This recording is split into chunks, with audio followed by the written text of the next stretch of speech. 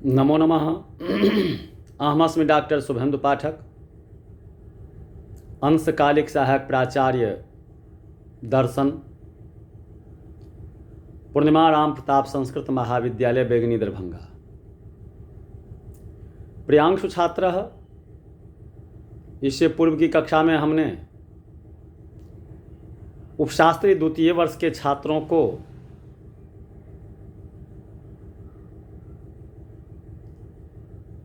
वैशेषिक दर्शनांतर्गत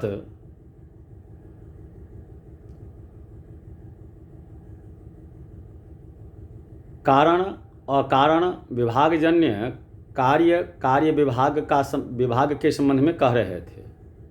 आज फिर उसी के संदर्भ में आप लोगों को वैशेषिक दर्शनांतर्गत विभाग नाश विवरण के संबंध में कहने का प्रयास कर रहे हैं। तो प्रियांशु छात्र, विभागनाश विवरण में ग्रंथकार कहते हैं जो कार्य की उत्पत्ति किसी कर्तव्य विशेष के संपादन के लिए ही होती है। दूसरे शब्दों में हम यह भी कहा जा सकता है कि पुरुष के उपभोग के संपादन के लिए ही कार्य की उत्पत्ति होती है। अतः जब कार्य कृत कर्तव्य हो जाता है तब उसकी निवृत्ति हो ही जाती है। यदि कृत कर्तव्य कार्य का भी अवस्थान मान लिया जाए तब तो पूर्व शरीर परित्याग आदि की उपपत्ति नहीं हो सकेगी। प्रकृत विभाग पदार्थ के भी 3 कर्तव्य हैं: पूर्व संयोग निवृत्ति, शब्दोत्पत्ति तथा उत्तर विभागोत्पत्ति।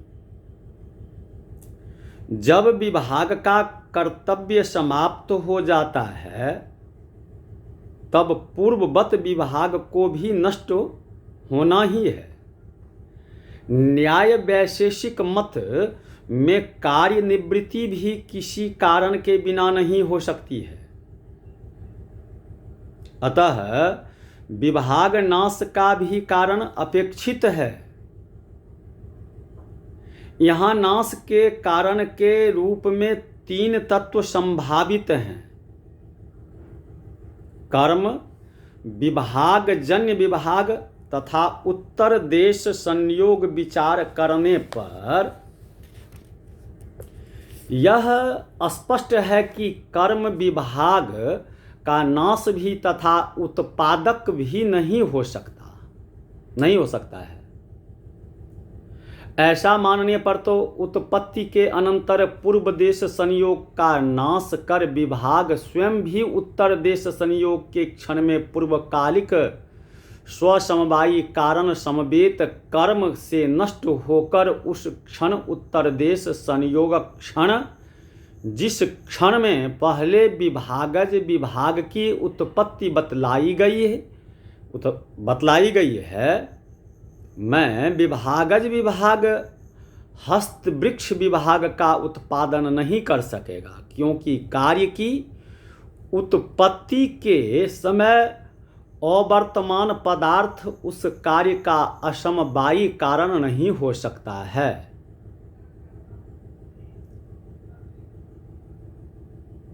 तो नहीं हो सकता है। इस प्रकार विभागज विभाग से भी विभाग का नाश नहीं हो सकता है, क्योंकि सर्वत्र विभाग से विभाग की उत्पत्ति नियत नहीं है। और जैसा